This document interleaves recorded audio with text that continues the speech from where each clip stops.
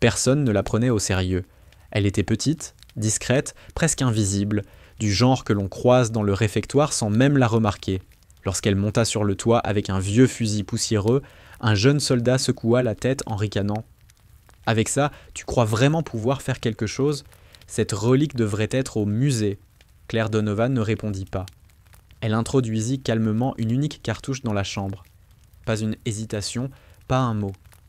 Un claquement sec déchira l'air, un seul tir qui résonna à travers toute la vallée. Bienvenue sur notre chaîne.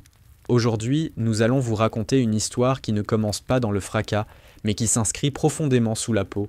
Une histoire de devoir, de silence, et d'un instant capable de tout bouleverser. Dans la salle de commandement, les écrans se mirent à grésiller. « Cible détruite !» cria quelqu'un, incrédule. « Impossible !» Qui a tiré ? Son nom apparut, Claire Donovan, originaire du Montana. Officiellement, elle n'était qu'une simple technicienne en logistique, chargée de l'entretien et de l'approvisionnement. Personne ne savait qu'elle avait jadis été l'une des meilleures tireuses d'élite engagées dans des opérations à haut risque.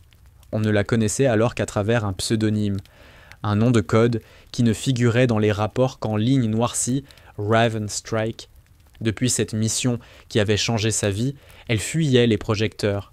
Elle ne voulait ni reconnaissance, ni questions, ni discours héroïques. Pour la plupart, elle n'était que cette femme discrète, aux lunettes épaisses, qui nettoyait des fusils et triait des formulaires, jusqu'à ce jour où le ciel au-dessus de la base s'assombrit. Dans une installation militaire isolée au cœur du désert du Nouveau-Mexique, la routine dominait. La majorité des soldats étaient jeunes, souvent inexpérimentés. Peu d'entre eux connaissaient encore les histoires d'unités spéciales et de missions jamais reconnues officiellement. Claire faisait désormais partie du décor. Elle parlait rarement, ses gestes précis et lents semblaient presque méditatifs lorsqu'elle s'affairait dans l'atelier d'armes. Personne n'osait demander d'où venait ce savoir-faire. Mais ce matin-là, tout changea. Les sirènes hurlèrent. Plusieurs drones fonçaient droit sur eux, rapides, volant bas, lourdement armés. La station radar annonça l'impensable. Plus de temps. Les batteries anti-aériennes sont stockées trop loin. Les systèmes automatiques hors ligne. La panique gagna la base.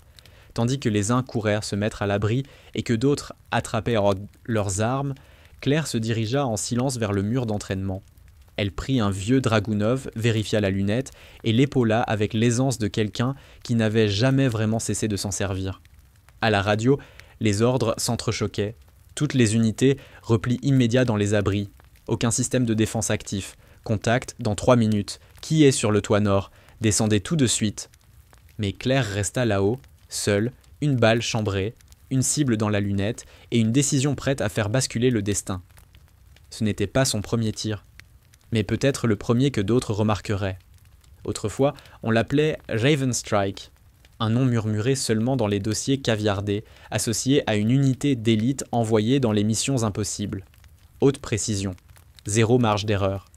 Puis, il y eut cette mission fatale, et plus jamais personne ne parla d'elle.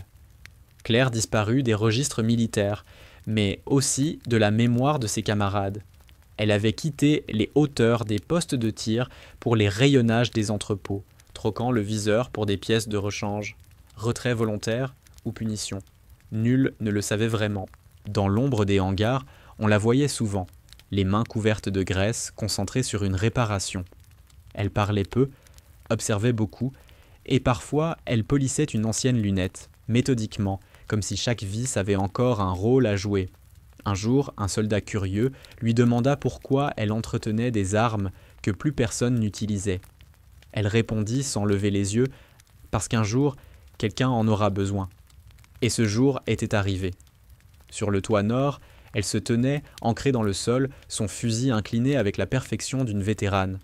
Le soleil écrasait la vallée, projetant de longues ombres sur la roche rouge. Un sous-officier plus âgé, observant la scène à travers ses jumelles, resta figé. Cette posture, cette tension dans le corps, il la connaissait. « Impossible, » murmura-t-il. « C'est la position de Raven Strike. Je ne l'ai pas vue depuis des années. » Dans la salle de commandement, les messages se succédaient à toute vitesse. Escadron de drones en approche, formation étagée, unité de tête identifiée, vol légèrement en décalage, probable appareil de commandement, Priorité sur la cible. À la radio, une voix s'écria « Ne tirez pas !» Pas d'autorisation encore. Mais sur le toit nord régnait déjà un silence absolu. Claire Donovan avait verrouillé sa cible depuis longtemps. Le vent sifflait dans la vallée, elle laissait sa respiration se caler sur ce souffle, ajustant mentalement la dérive, la distance, la vitesse et la trajectoire en une fraction de seconde. Elle savait exactement ce qu'il fallait faire, et ce qui arriverait si elle ne le faisait pas. Elle pressa la détente. Le bruit fut sec, bref, violent. Un seul coup de feu, presque imperceptible au milieu des alarmes. Les secondes s'étirèrent. Rien. Pas d'explosion, pas de chute. En bas, le silence radio était pesant. Tir manqué. C'était quoi ce coup de feu? Qui a tiré depuis le toit nord? C'était non autorisé. Claire resta imperturbable. Elle réarma calmement, ramassa la douille avec le soin d'un rituel. Puis elle aperçut ce détail. Un mince filet de fumée derrière le drone de tête, l'appareil de commandement. Lentement, comme en absenteur, la machine perdit de l'altitude, s'inclina et explosa. Les écrans de la salle de contrôle affichaient tous la même image, le drone principal s'écrasant en flammes. Confirmation, cible alpha touchée, cria un analyste. Un seul tir, depuis le toit nord. Un jeune officier fixait l'écran, abasourdi. C'est impossible, ce n'était qu'un vieux fusil d'entraînement, pas un système de défense aérienne moderne. Le capitaine Morgan s'avança. Grave. Qui était là-haut? Trouvez immédiatement le tireur. Un sous-officier, rentré à peine quelques instants plus tôt, murmura « Je crois savoir qui c'était. La femme de l'entrepôt, celle qui travaille toujours seule. Je l'ai vue vérifier l'arme. Elle savait exactement ce qu'elle faisait. » « Son nom ?» demanda quelqu'un. Le capitaine ouvrit le registre du personnel. Claire Donovan, soutien technique, section maintenance des armes. Il feuilleta encore, puis s'arrêta net. À l'écran apparut un dossier, quelques lignes, beaucoup de passages noircis, une vieille photo. En dessous, un emblème, un rapace stylisé accompagné d'un chiffre, le 8. Le silence envahit la pièce. « Ravenstrike » souffla le capitaine. « C'est impossible. Cette unité a disparu dans un crash. » À l'arrière, le général Whitman s'avança, livide en voyant la photo. « J'étais dans l'équipe de récupération, » dit-il d'une voix basse. « 3 survivants. Elle faisait partie de ceux-là. » Un souvenir s'imposa. Des années plus tôt, une mission suicide en territoire ennemi. Objectif, extraire un pilote abattu. Claire couvrait l'opération depuis les hauteurs. Un seul tir devait éliminer la menace avant l'atterrissage de l'hélicoptère. Le tir atteignit sa cible, mais le recul, les turbulences, un souffle de vent imprévu, la balle dévia de 2 degrés. Un éclat vint frapper le réservoir de carburant de l'appareil allié. La mission réussit, mais 3 camarades périrent dans l'explosion. Retour au présent. Claire, dans l'armurerie, rangeait son fusil dans une caisse de bois. Le capitaine Morgan s'approcha lentement. « Tu étais donc chez Ravenstrike ?» Elle le regarda brièvement, puis retira ses lunettes, essuyant la poussière de son visage. Sur sa tempe, à peine visible, se dessinait un tatouage. Un aigle et le chiffre 8. Le capitaine blêmit. « Tu n'es pas parti parce que tu avais échoué. Tu es parti parce que tu avais réussi. Mais que des hommes étaient morts à cause de ce tir. » Claire hocha légèrement la tête. « J'ai juré de ne plus jamais tirer si cela devait coûter d'autres vies. Mais que se passe-t-il quand la seule personne qui a promis de ne plus jamais faire feu devient soudain l'unique espoir de survie? » Le coup de feu s'était éteint depuis longtemps dans la vallée, mais son écho vibrait encore dans toute la base. Les systèmes confirmaient, drones de commandement détruits, formation en déroute. Sur les écrans, les machines restantes perdaient toute coordination, dérivant dans le vide. Certaines s'écrasèrent contre les falaises, d'autres battirent en retraite. La menace s'était dissipée. Pas grâce aux technologies, ni à des ordres venus d'en haut, mais à une seule balle, tirée d'un fusil ancien par une femme que personne ne jugeait digne d'attention. Dans la salle de commandement, le silence était étrange. Le colonel Harris s'approcha de l'écran radar. « Existe-t-il un enregistrement du moment du tir ?» Un analyste acquiesça. « Oui, un seul coup. Distance, 21 km 400. Avec ce type d'arme, la probabilité de toucher était inférieure à 5%, même pour les meilleurs. » Le capitaine Morgan se tourna vers son supérieur, grave, et pourtant, elle l'a fait. Sans autorisation, sans soutien, et malgré tout en plein dans la cible.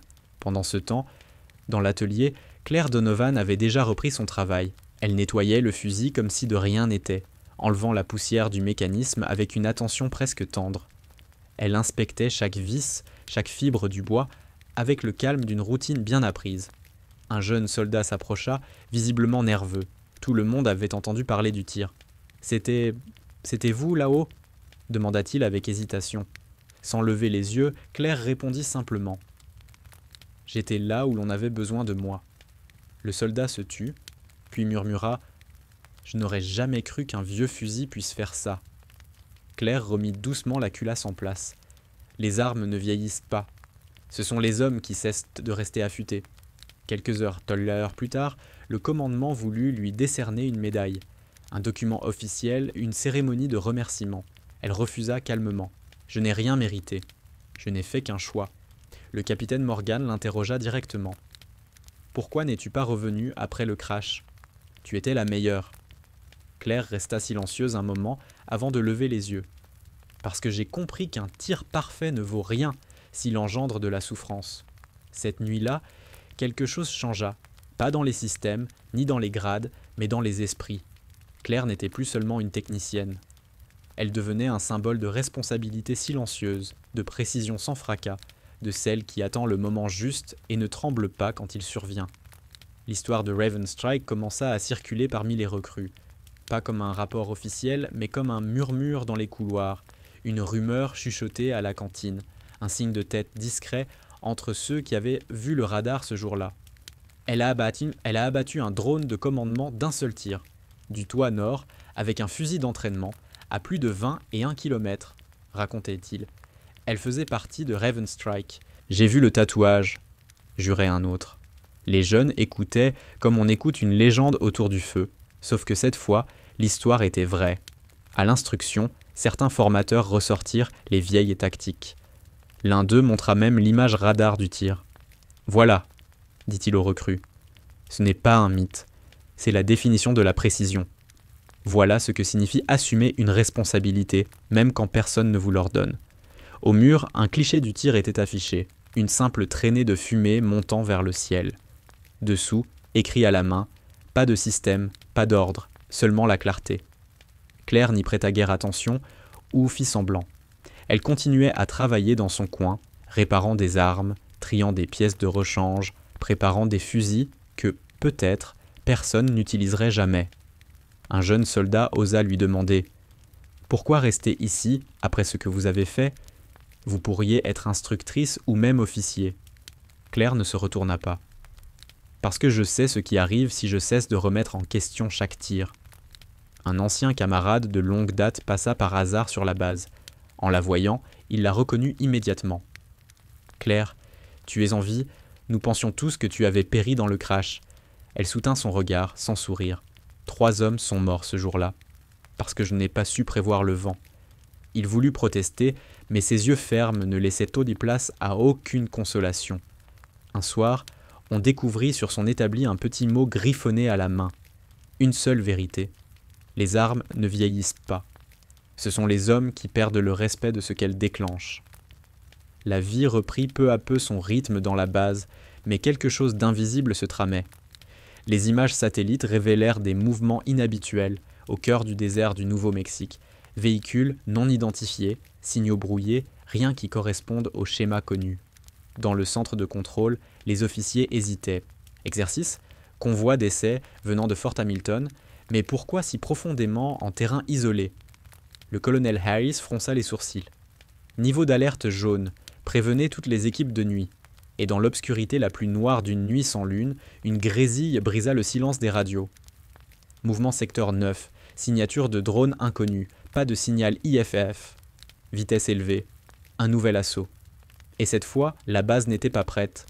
La question n'était plus si Claire allait intervenir, mais oserait-elle le faire une seconde fois ? Et à quel prix ? La nuit était impénétrable, pas d'étoiles, pas de lune, seulement le bourdonnement des générateurs de secours et les crépitements lointains des communications. Secteur 9, contact visuel confirmé. 3 appareils, pas de transpondeur, pas de code réponse. Le radio pâlit. Ils volent en rase-motte, vitesse supérieure à 600. Aucune simulation possible, dit un lieutenant d'une voix blanche. Il se tourna vers le colonel. Monsieur, aucune unité de défense aérienne active. Tout est encore en maintenance. Le colonel ferma les yeux. Pas encore. La base passa aussitôt en alerte générale. Ordre sec, zone civile, évacuation, équipes techniques, aux abris, communication, brouiller toutes les fréquences, pas de fuite d'informations. Dans les couloirs sombres, pourtant, quelqu'un avançait d'un pas tranquille. Claire était restée à son poste, manches retroussées, devant une arme que presque plus personne ne remarquait, un Remington 700. Ancien, lourd, mais entretenu avec un soin maniaque. Un technicien entra, haletant, couvert de sueur. « Madame Donovan, vous avez entendu ?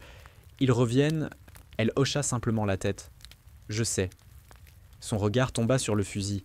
« Vous n'allez tout de même pas... Je veux dire, peut-être qu'on pourrait cette fois... » Elle le fixa, calme mais ferme. « Si tu attends que quelqu'un d'autre tire, alors pars. » Il recula, effrayé, puis disparut en courant. Dans la salle de commandement, le chaos régnait. Pas de verrouillage de cible, il vole sous le champ radar. Bon sang, c'est exactement comme la dernière fois. Qui est sur le toit ? Silence. Personne. Aucun volontaire. Personne n'osait risquer un tir non autorisé. Dehors, Claire avançait dans le noir. Aucun soldat n'avait eu le courage de franchir la porte, mais elle connaissait chaque recoin, chaque ombre, chaque souffle d'air qui serpentait entre les hangars. En gravissant la passerelle métallique menant au toit nord, chaque pas résonnait en elle comme familier et définitif. Dans sa tête, aucune voix, aucun doute. Une seule certitude, si je ne le fais pas, qui le fera ? Elle atteignit le rebord, s'agenouilla, aligna le fusil, vérifia le vent et l'angle. Dans la lunette, 3 drones apparurent, plus petits, plus rapides, volant bas. Cette fois, pas de chef évident dans la formation. Nouvelle tactique. Claire ajusta son souffle, l'index posé sur la détente. Elle patientait, non pas pour le premier instant, mais pour le bon. Alors, derrière elle, des pas hésitants. Une voix basse, tremblante. « Si tu tires, peut-être que cette fois, tu ne reviendras pas. » Elle ne se retourna pas. « Peut-être, mais si je ne le fais pas, beaucoup d'autres ne reviendront jamais. » Tout reposait à nouveau entre ses mains. Mais cette fois, l'ennemi était plus rapide, et elle n'avait droit qu'à une seule tentative. Le vent avait tourné. Une brise sèche, venue du sud-ouest, caressait le toit, faible, mais traîtresse. Claire savait ce que cela signifiait. À cette distance, le moindre écart, même d'1 millimètre, pouvait tout compromettre. Dans la lunette, les drones apparaissaient à peine, silhouettes agiles et fuyantes. Pas d'unité de commandement évidente comme la fois précédente. « Malin !» souffla-t-elle. Ils ont appris. Au centre de contrôle, les radios saturaient. Drone en approche du corridor nord-ouest. Vitesse 750. Distance 3,1 km. Charge utile inconnue. Probabilité d'armes incendiaires ou de brouillage. « Qui est dehors ?» cria un officier. « Quelqu'un a un visuel ?» Un murmure traversa la fréquence. « Elle est sur le toit nord, Donovan, avec le Remington. » Un silence, puis une voix basse. « Que Dieu l'accompagne. » Claire inspira doucement par le nez. La visée était presque impossible. Les drones croisaient leur trajectoire, rendant chaque tir incertain. Elle ne devait pas seulement atteindre une cible, elle devait deviner laquelle faisait battre le cœur du réseau. Dans la lunette, 3 options. À gauche, trop bas. À droite, trop rapide. Au centre, trajectoire plus stable, mais aussi mieux protégée. Puis, un détail infime. Le drone central émettait de faibles impulsions de commande, invisibles au radar, mais perceptibles à l'infrarouge. Des scintillements presque comme du morse. Son esprit fit le lien instantanément. « C'est lui », pensa-t-elle. « Le noyau de contrôle. Si je l'abats, tout s'effondre. » Mais soudain, une rafale imprévue secoua l'air. Le fusil vibra, la lunette se troubla. Elle comprit, c'est maintenant ou jamais. Le coup partit, sec, brutal. La balle fendit la nuit. Personne n'entendit vraiment le tir, mais chacun, dans son ventre, sentit qu'il avait été lâché. Dans la salle de commandement, tous les regards fixèrent l'écran. Les drones continuaient leur vol. Pas d'explosion, pas de fumée, pas de chute. Les secondes passèrent. 5, 10, 15. Aucune variation détectée, annonça un analyste. Pas de confirmation, peut-être ratée, ou bien brouillage du contrôle, impossible de conclure. Sur le toit, Claire restait agenouillée. Le canon fumait encore, ses mains tremblaient légèrement. Elle avait tout donné. Mais cette fois, aucune réponse. Puis, à l'horizon, un éclat de lumière. Pas dans le ciel, mais au sol. Un deuxième tir. Une équipe cachée. Non, c'était autre chose. Une balise contrôlée, un signal humain. Dans la salle de commandement, le chaos reprit. Qu'est-ce que c'est ? Avons-nous des équipes en opération ? Négatif, rétorqua le radio. Aucun déploiement en cours, aucun ordre donné. Un message codé arriva, fragmenté, à peine lisible. Poste fantôme actif, observation confirmée. Pas d'intervention sans validation. Le colonel Harris fixa l'écran, blême. Ce n'est pas de nous, c'est de la chaîne Delta. Un jeune officier osa demander « Qu'est-ce que la chaîne Delta, monsieur ?» Le colonel répondit d'une voix dure « Mieux vaut ne pas le savoir. Et si vous insistez, soyez prêt à ne jamais oublier la réponse. » Sur le toit, Claire s'était redressée. Elle scruta le ciel. Plus rien. Les drones avaient disparu. Abattus, rappelés, personne ne le saurait. En elle, aucun triomphe. Seulement le silence. De retour dans l'armurerie, elle inspecta le canon. Elle murmura, pour elle seule, « Dérive de 3 degrés. Au-delà des limites. Si j'ai touché quelque chose, ce n'était qu'un hasard. Et le hasard, c'est ce qu'il y a de plus dangereux. » Quelqu'un entra dans la pièce. Pas un militaire, pas d'uniforme. Un homme en civil, cheveux gris, démarche posée. Sa voix était basse. « Claire, je croyais que tu avais tourné la page. » Elle le regarda sans étonnement. « Je ne l'ai jamais vraiment fait. Je me suis seulement tenu assez loin pour supporter le poids. » L'homme posa une mince chemise sur la table. Aucun sceau officiel, aucun en-tête, juste un emblème, un cercle traversé de 7 lignes. Chaîne Delta.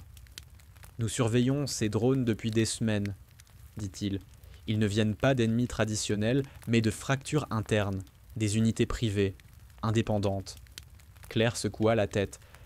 Voilà pourquoi le signal vacillait, un contrôle hybride, volontairement limité pour masquer l'intervention humaine. « Exactement, » répondit-il. « Nous avons besoin de quelqu'un qui sache quand tirer, et surtout quand s'en abstenir. Pas d'un doigt sur une détente, mais d'une conscience. » Elle détourna les yeux vers la fenêtre. La vallée brillait encore des lueurs de la nuit passée. « Et si je refuse ? Alors quelqu'un d'autre tirera, peut-être sans hésitation, mais sans conscience non plus. » Elle resta silencieuse longtemps, puis se dirigea vers le vieux Remington, posa un chiffon frais sur l'arme et murmura « Si je reviens, ce ne sera pas pour obéir aux ordres, mais pour assumer des choix. Le passé n'est pas terminé, il attendait. 2 jours plus tard, dans un hangar perdu quelque part dans l'Utah. Pas d'insigne, pas d'uniforme. Du béton, du froid, du contrôle. Claire se tenait seule devant une table chargée de cartes tactiques.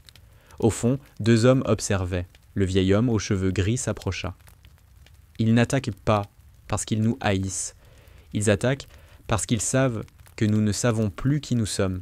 Sur les écrans, aucune bannière, aucun blason d'ennemi reconnu. Juste des trajectoires, des motifs appartenant à des groupes financés en secret. Drones de dernière génération, systèmes autonomes, camouflage numérique, financement occulte. Autrefois, on parlait d'armées de l'ombre. Aujourd'hui, elles sont bien réelles. Claire fronça les sourcils. Qui donne les ordres ? Qui joue à la guerre avec son propre pays pour champ de bataille ? Le vieil homme eut un sourire amer. La guerre n'a plus besoin d'ennemis, seulement d'intérêt. Et de silence. Sur une séquence vidéo apparut le dernier essaim de drones. Les impulsions cachées, les retours de données, pas vers des serveurs militaires, mais vers des réseaux privés. Claire reconnut le schéma immédiatement. Ils ne cherchent pas à détruire, ils testent. Ils veulent mesurer nos réactions, savoir si quelqu'un est encore capable de comprendre. « Et c'est pour ça que tu es ici », répondit-il. Dans la salle de briefing attenante, 5 autres personnes l'attendaient.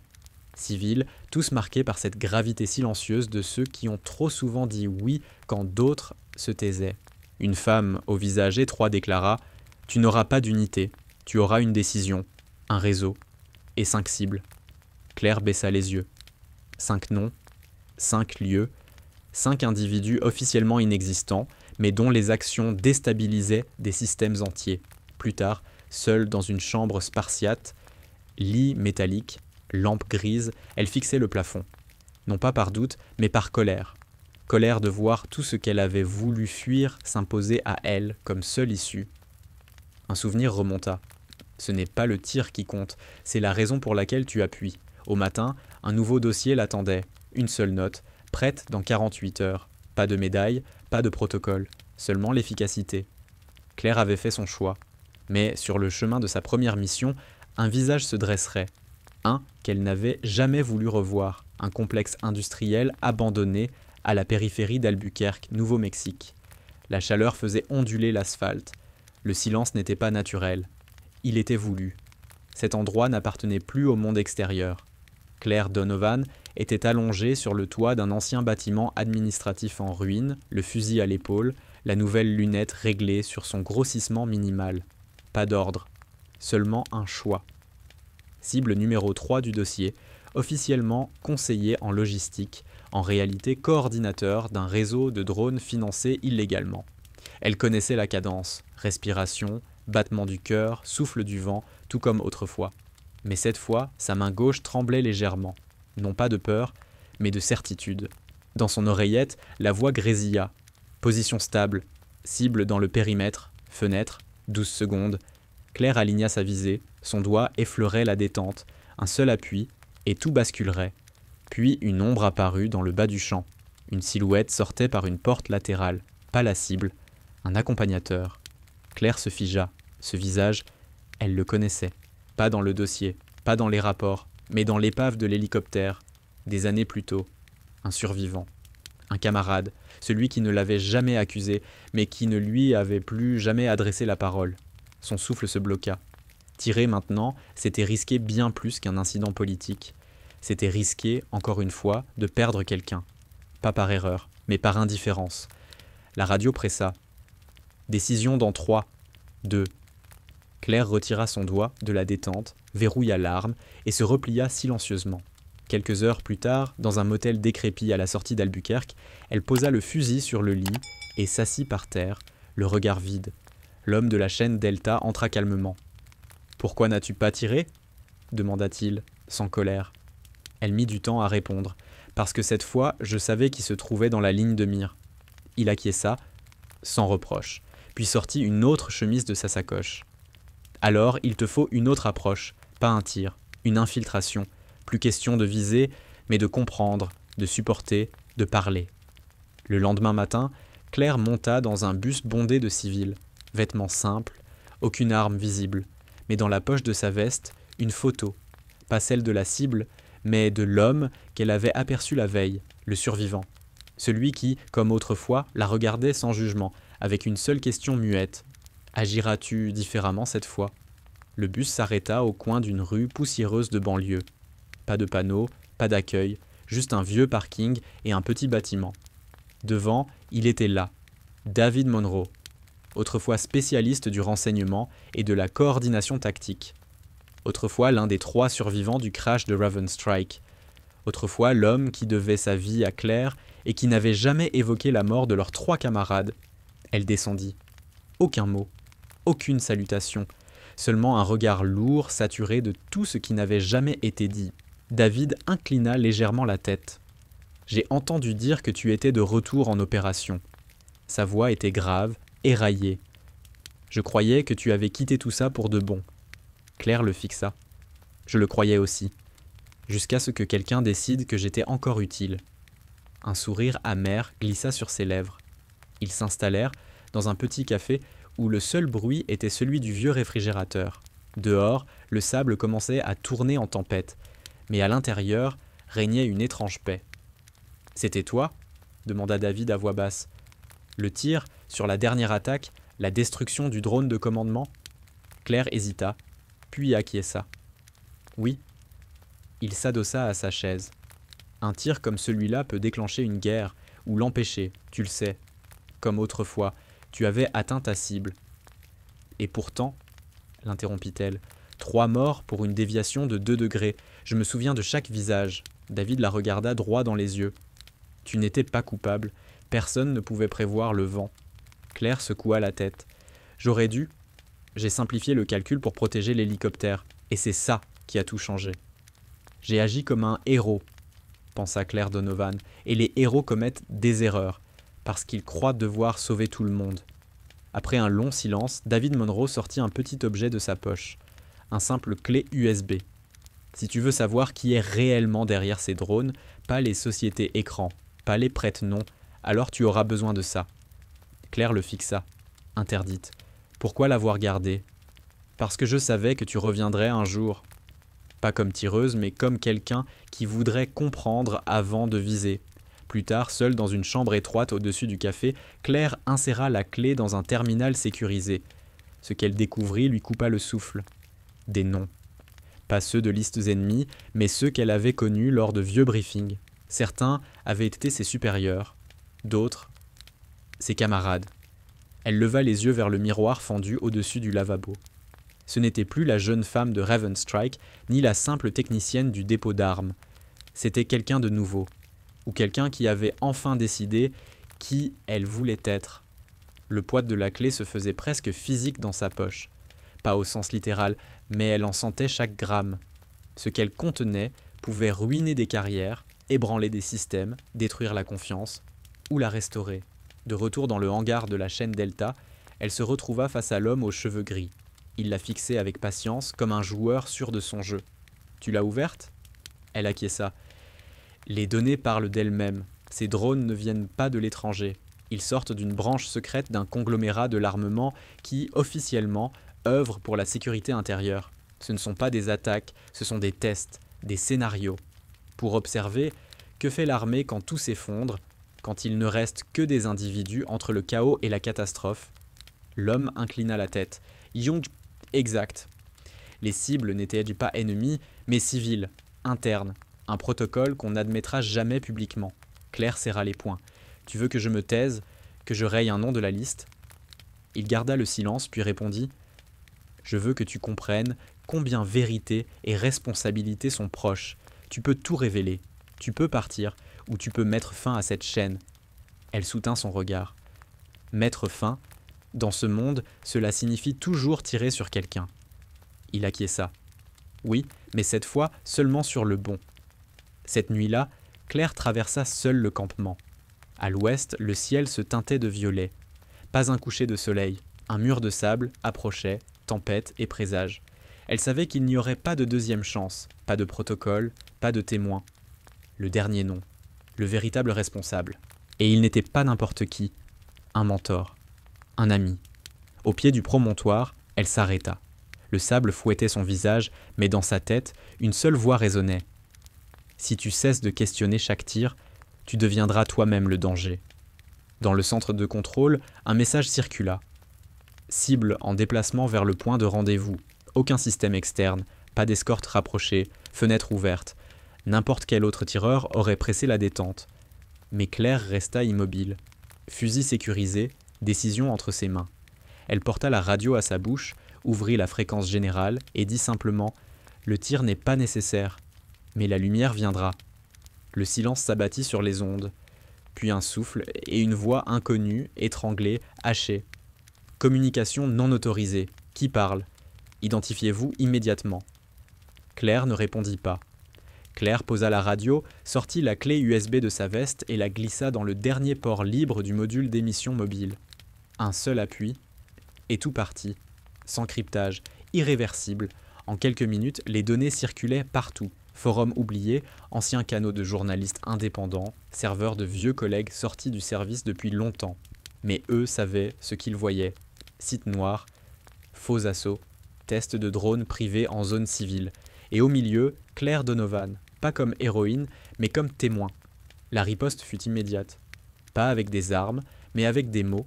Protocole, tentative de censure, désinformation, accusation de trahison, menace pour la sécurité nationale.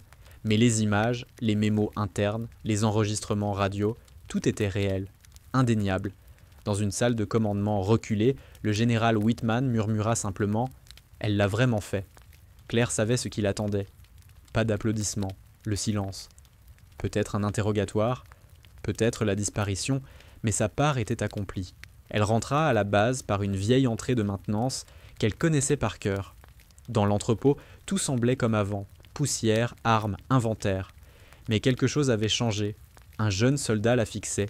« C'est vous, celle qui a fait tomber le réseau, celle qui a désobéi. » Elle répondit calmement. « Je suis juste quelqu'un qui se souvient encore de ce que signifie un tir. Il ne dit rien. Puis il hocha la tête. Pas par peur, mais par respect. Le soir, Claire s'installa à son bureau. Devant elle, un vieux fusil, une tasse de thé et l'image radar de son premier tir, désormais encadré. En dessous, une phrase écrite de sa main. L'efficacité n'a pas besoin d'autorisation. Quand la poussière retomba, il resta un legs silencieux, un rappel à chacun de ce que signifie être là, quand tout dépend de vous. Les semaines passèrent. Le tumulte déclenché par Claire s'effaça dans le flot d'autres crises. Les médias relayèrent brièvement, puis se turent, comme toujours. Mais sous la surface, quelque chose changea.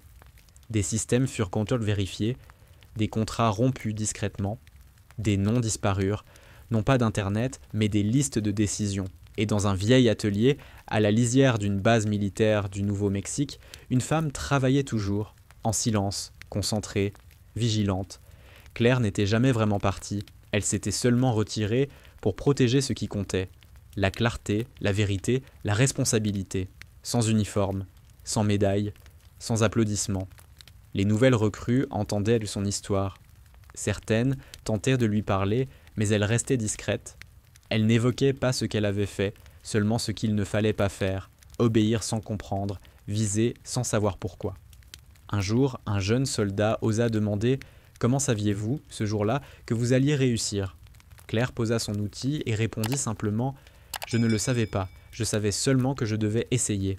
Et si j'avais manqué, j'aurais recommencé, jusqu'à ce qu'il n'y ait plus de danger, ou jusqu'à ce que je ne sois plus là. » L'image radar du premier tir pendait toujours au mur. À côté, une nouvelle plaque de bois, brûlée à la main. Ce n'est pas le bruit qui compte, mais la volonté. Des années plus tard, lorsqu'une nouvelle alerte secoua la base, les jeunes soldats ne coururent pas vers l'armurerie. Ils se précipitèrent vers l'atelier, parce qu'ils savaient qui les attendait. Pas avec des discours, mais avec du calme. Oui, Claire était là, comme toujours. Certains héros ne cherchent pas la scène. Ils n'en ont pas besoin. Ils n'ont besoin que d'un instant. Celui où ils font ce qu'il faut, soit comme elle, pas bruyant, mais prêt, pas visible, mais essentiel.